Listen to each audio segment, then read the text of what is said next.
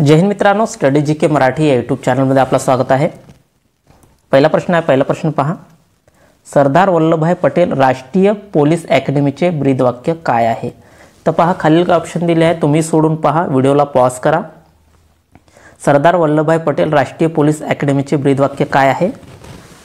सत्य सेवा सुरक्षा। काय आहे? सत्य सेवा सुरक्षा असे सरदार वल्लभभाई पटेल राष्ट्रीय पोलीस अकॅडमीचे ब्रीदवाक्य आहे। पुढचा प्रश्न पहा, पुढचा प्रश्न आहे, सरदार वल्लभभाई पटेल राष्ट्रीय पोलीस अकॅडमी खालीलपैकी कुठे आहे? तर पहा, सरदार वल्लभभाई पटेल राष्ट्रीय पोलीस अकॅडमी खालीलपैकी कुठे आहे? तर हैदराबाद। कुठे आहे? हैदराबाद या ठिकाणी आहे। पुढचा प्रश्न पहा, पुढचा प्रश्न आहे, सरदार वल्लभभाई पटेल राष्ट्रीय पोलीस अकॅडमीची स्थापना कोणत्या वर्षी करण्यात आली? तर पहा, इथे स्थापना विचारलेली आहे। सरदार वल्लभभाई पटेल राष्ट्रीय पोलीस अकॅडमीची स्थापना कोणत्या वर्षी करण्यात आली? तर पहा, याचं उत्तर आहे सी, 15 सप्टेंबर 1948ला। कधी? 15 सप्टेंबर 1948ला सरदार वल्लभभाई पटेल राष्ट्रीय पोलीस अकॅडमीची स्थापना करण्यात आली। पुढचा प्रश्न पहा, पुढचा प्रश्न आहे, C-60 फोर्सचे ब्रीदवाक्य काय आहे? म्हणजे C-60 या फोर्सचे ब्रीदवाक्य काय आहे? तर पहा, याचं उत्तर आहे बी, वीर भोया वसुंधरा। काय आहे? वीर भोया वसुंधरा असे C-60 फोर्सचे ब्रीदवाक्य आहे। पुढचा प्रश्न पहा, पुढचा प्रश्न आहे, ऑपरेशन ग्रीन हंट कशाशी संबंधित आहे? तर पहा, ऑपरेशन ग्रीन हंट कशाशी संबंधित आहे? तर पहा, याचं उत्तर आहे नक्षलवाद। ऑपरेशन ग्रीन हंट हे नक्षलवादी चळवळीला विरोध करण्यासाठी केला जातो। तर ऑपरेशन ग्रीन हंट कशाशी संबंधित आहे? नक्षलवादाशी संबंधित आहे। पुढचा प्रश्न पहा, पुढचा प्रश्न आहे, ऑपरेशन ग्रीन हंट महाराष्ट्राच्या कोणत्या जिल्ह्यापासून करण्यात आली? म्हणजे कोणत्या जिल्ह्यापासून सुरू करण्यात आली? तर ऑपरेशन ग्रीन हंट महाराष्ट्राच्या कोणत्या जिल्ह्यापासून सुरू करण्यात आली? गडचिरोली। कोणत्या जिल्ह्यापासून? गडचिरोली या जिल्ह्यापासून सुरू करण्यात आली। पुढचा प्रश्न पहा, पुढचा प्रश्न आहे, ऑपरेशन ग्रीन हंट नक्षलवादी चळवळ गडचिरोली जिल्ह्यात कोणत्या वर्षी सुरू करण्यात आली? म्हणजे गडचिरोली जिल्ह्यात कोणत्या वर्षापासून सुरू करण्यात आली असे विचारलेले आहे। तर ऑपरेशन ग्रीन हंट हे नक्षलवादी चळवळ गडचिरोली जिल्ह्यामध्ये कोणत्या वर्षी सुरू करण्यात आली? तर पहा, याचं उत्तर आहे बी, नोव्हेंबर 2009ला। कधी? नोव्हेंबर 2009ला ऑपरेशन ग्रीन हंटची सुरुवात गडचिरोली जिल्ह्यात करण्यात आली। पुढचा प्रश्न पहा, पुढचा प्रश्न आहे, भारतात ब्रॅकेट सारी रेल्वे सुरक्षा बलची स्थापना करण्यात आली। तर पहा, रेल्वे सुरक्षा बलाची स्थापना भारतामध्ये कोणत्या वर्षी करण्यात आली असं विचारलेलं आहे। तर पहा, याचं उत्तर आहे 1953। कधी?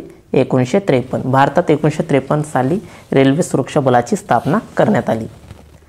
पुढचा प्रश्न पहा, पुढचा प्रश्न आहे, महाराष्ट्र पोलीस तक्रार प्राधिकरणाची स्थापना, इथं डबल न झालाय, कुठे करण्यात आले? तर पहा, महाराष्ट्र पोलीस तक्रार प्राधिकरणाची स्थापना कुठे करण्यात आली आहे? तर पहा, याचं उत्तर आहे मुंबई। मुंबई या ठिकाणी महाराष्ट्र पोलीस तक्रार प्राधिकरणाची स्थापना मुंबई या ठिकाणी करण्यात आली आहे। पुढचा प्रश्न पहा, पुढचा प्रश्न आहे, महाराष्ट्रातील महिलांवरील अत्याचार कमी व्हावेत म्हणून प्रत्येक पोलीस स्टेशनमध्ये कोणत्या पथकाची स्थापना करण्यात आली आहे? तर पहा, कोणत्या पथकाची स्थापना करण्यात आली आहे जे की महिलांवरील अत्याचार कमी व्हावे म्हणून? तर पहा, याचं उत्तर आहे दामिनी पथक। कोणते पथक? दामिनी पथकची स्थापना करण्यात आली आहे। पुढचा प्रश्न पहा, पुढचा प्रश्न आहे, मतदानाचे वय 21 वरून 18 वर्षापर्यंत कमी करण्यासंबंधी घटना दुरुस्ती कोणती आहे? तर पहा, कोणत्या घटना दुरुस्तीनुसार मतदानाचे वय 21 वरून 18 वर्ष करण्यात आले होते? तर पहा, याचं उत्तर आहे 61वी घटना दुरुस्ती। कोणती? 61वी घटना दुरुस्तीनुसार मतदानाचे वय 21 वरून 18 वर्षापर्यंत कमी करण्यात आले होते। पुढचा प्रश्न पहा, पुढचा प्रश्न आहे, भारतीय राज्यघटनेमध्ये कलम 51 कशाशी संबंधित आहे? तर पहा, भारतीय राज्यघटनेमध्ये कलम 51 कशाशी संबंधित आहे? तर कशाशी संबंधित आहे? मूलभूत कर्तव्य। कशाशी? भारतीय राज्यघटनेमध्ये कलम 51 हे मूलभूत कर्तव्याशी संबंधित आहे। पुढचा प्रश्न पहा, पुढचा प्रश्न आहे, शेती आणि पशुसंवर्धन याची व्यवस्था करणे कोणत्या कलमामध्ये दिली आहे? तर पहा, शेती आणि पशुसंवर्धन याची व्यवस्था करणे कोणत्या कलमामध्ये दिली आहे? तर कलम 48 मध्ये. कशामध्ये? कलम 48 नुसार शेती आणि पशुसंवर्धन याची व्यवस्था करणे या कलमामध्ये दिली आहे, कलम 48 मध्ये. पुढचा प्रश्न पहा. पुढचा प्रश्न आहे, प्राध्यापक पी.बी. पाटील समितीची स्थापना कोणत्या वर्षी करण्यात आली आहे? 75 संबंधित आहे प्रश्न. तर प्राध्यापक पी.बी. पाटील समितीची स्थापना कोणत्या वर्षी करण्यात आली आहे? तर पहा, याचं उत्तर आहे 18 जून 1984ला. कधी? 18 जून 1984ला प्राध्यापक पी.बी. पाटील समितीची स्थापना करण्यात आली आहे. तर कधी? 18 जून 1984ला. पुढचा प्रश्न पहा. पुढचा प्रश्न आहे,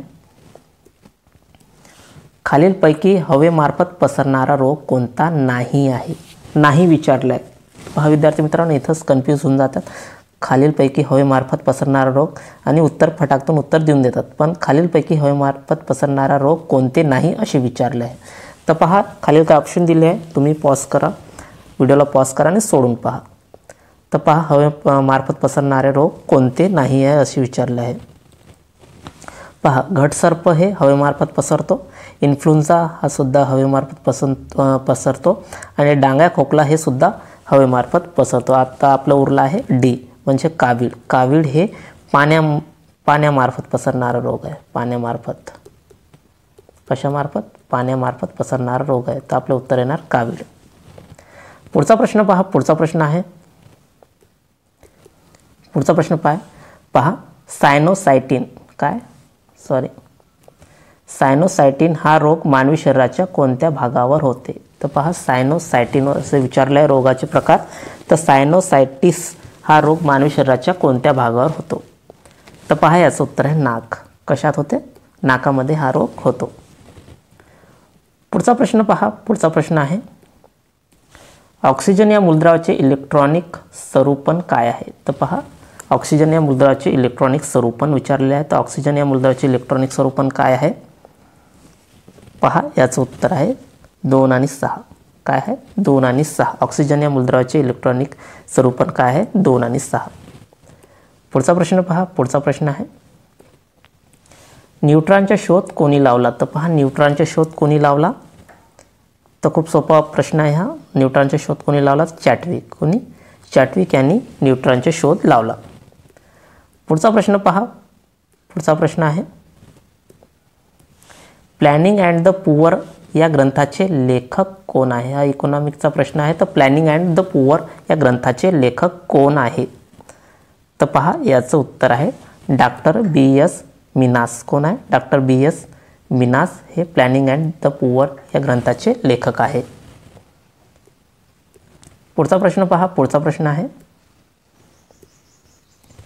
अखंड भारत हा वर्तमानपत्र कोणाचे आहे? तर कोणाचे आहे अखंड भारत हे वर्तमानपत्र? खालील का ऑप्शन दिले आहे, तुम्ही सोडून पहा. तर पहा, याचं उत्तर आहे, पहा, याचं उत्तर आहे भाई माधवराव बागल. कोणाचे हे वर्तमानपत्र? भाई माधवराव बागल यांचे अखंड भारत हे वर्तमानपत्र आहे. पुढचा प्रश्न पहा. पुढचा प्रश्न आहे, बॉम्बे क्रॉनिकल हा वर्तमानपत्र कोणाचे आहे? तर पहा, बॉम्बे क्रॉनिकल हा वर्तमानपत्र कोणाचे आहे? तर याचं उत्तर आहे फिरोजशाह मेहता. बॉम्बे क्रॉनिकल हा वर्तमानपत्र कोणाचे आहे? तर फिरोजशाह मेहता यांचे आहे. पुढचा प्रश्न पहा. पुढचा प्रश्न आहे, धाराशिव ही लेणी कोणत्या जिल्ह्यात आहे? तर पहा, धाराशिव ही लेणी कोणत्या जिल्ह्यामध्ये आहे? तर पहा, धाराशिव ही लेणी कोणत्या जिल्ह्यामध्ये आहे? तर उस्मानाबाद. कोणत्या जिल्ह्यामध्ये आहे? उस्मानाबाद या जिल्ह्यामध्ये आहे. पुढचा प्रश्न पहा. पुढचा प्रश्न आहे, संत ज्ञानेश्वर महाराज यांची समाधी कोणत्या ठिकाणी आहे? तर पहा, संत ज्ञानेश्वर महाराज यांची समाधी कोणत्या ठिकाणी आहे? तर कोणत्या ठिकाणी आहे? आळंदी. कोणत्या ठिकाणी? आळंदी. आणि आळंदी कुठे येते? पुणे जिल्ह्यामध्ये. पुणे जिल्ह्यामध्ये येतो. तर संत ज्ञानेश्वर महाराज यांची समाधी कुठे आहे? तर आळंदी या ठिकाणी आहे. पुढचा प्रश्न पहा. पुढचा प्रश्न आहे, रेड क्रॉस या संघटनेचे स्थापक खालीलपैकी कोण आहे? तर पहा, रेड क्रॉस या संघटनेचे स्थापक खालीलपैकी कोण आहे?